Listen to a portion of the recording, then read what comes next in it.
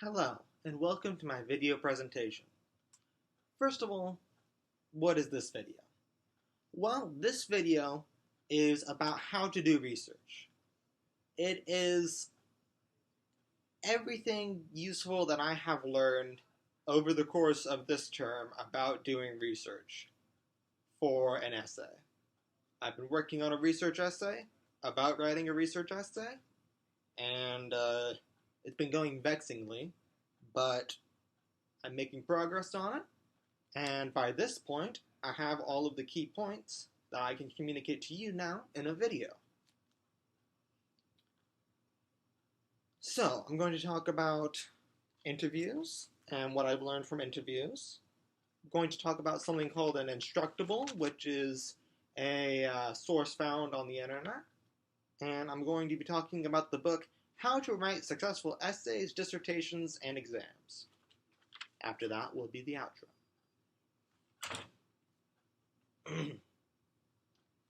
Let me tell you about interviews. I like interviews. Interviews are great. If there's one thing you need to take away from this, do more interviews. Because an interview doesn't just allow you to learn the information you need to learn, it allows you to find leads for more sources on that information. An interview, you can do basically anything, because you're putting two human minds together to work on a problem. And if you're lucky, one of those human minds is a little bit more knowledgeable than yours. This term, for example, interviews are what got me unstuck in my project. I won't go too far into the details, but I was in a pretty desperate place until I interviewed my teacher, a librarian, and 2 tutors. Now, let me tell you the key points that I learned from these interviews. First of all, librarians are great to talk to. I talked to a librarian for just a few minutes, and that's where I got the ebook How to Write Successful Essays, Dissertations, and Exams from. And that was the most useful source in my entire essay, I'd say. One thing that I also learned about in my interviews was lateral research. This is something we also touched on in class some, which is looking into the author or the website of your source to find out more about it, primarily to find out if it is a credible source. You find out if the author has expertise in the area you're talking about, that kind of thing. You find out if a website is a joke website or a real website. You find out where the information on it comes from. All of this is very important when you're doing internet research especially, far more so than when you're looking at something like a published book. And part of that is you have to understand that the credibility of an online source varies depending on the topic.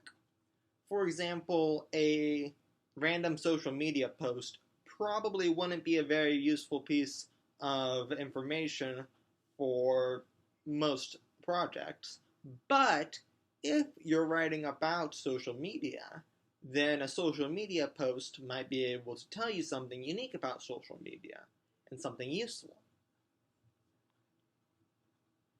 Let's see. The other most important thing that I learned is you have to look in the right place for your type of source. The major reason I was stuck was because I was looking at my school's library database, when in reality the type of source I was looking for wasn't a scholarly article or article in a magazine. It was a how-to, which, as it turns out, you can find on Google. So, by simply switching my sources of,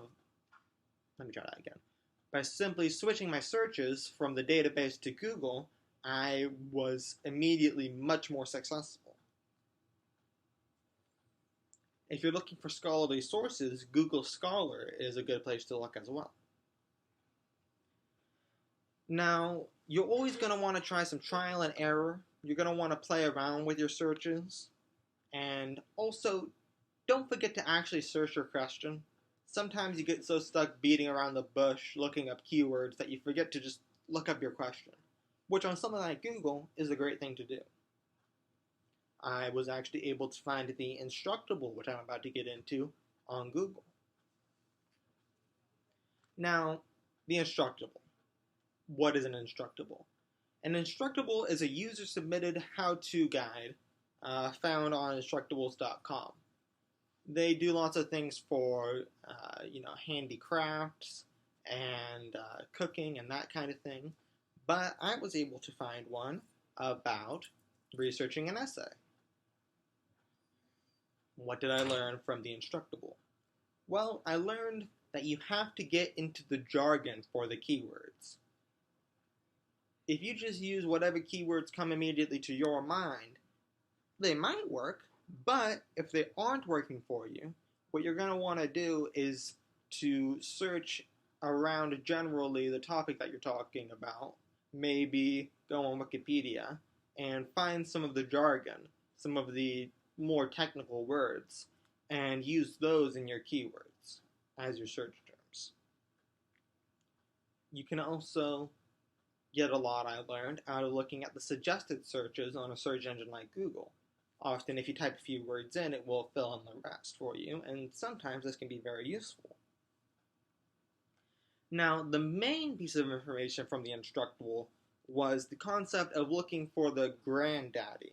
Now, this comes more from research where you have lots of citations of different papers.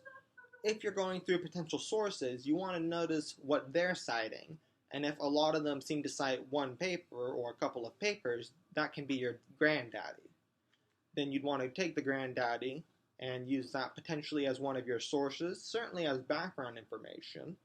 And you'd also want to look in the bibliography of that and look at the author of that for more information. But we'll get into the bibliography search and the author search in a later section. The link to the Instructable will be in the description.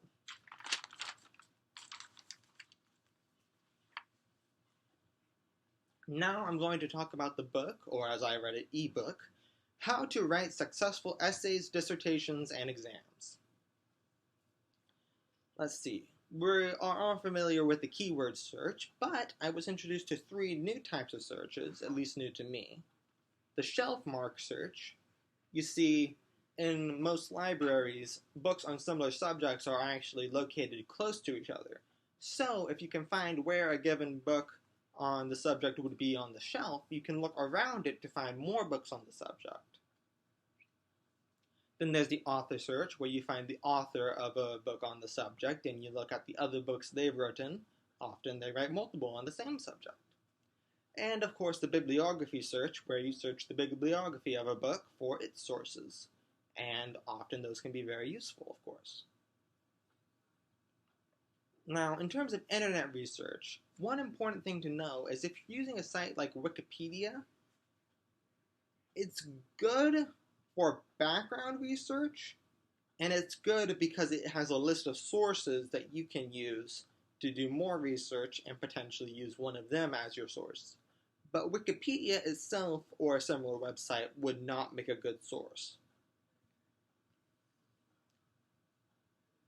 Let's see, they were also talking about interlibrary loans in that book. I have 3 large library catalogs that are still up that I'm going to put in the description. Those being the British Library Catalog, the Library of Congress, and something called WorldCat. There will also be a few links to other useful websites, such as similarsitesearch.com, which allows you to type in a website and find websites that have similar content. The Virtual Library, which, as the name implies, is, I believe, the largest virtual library. And the Directory of Open Access Journals, which includes a number of scientific journals that are open access and free to the public.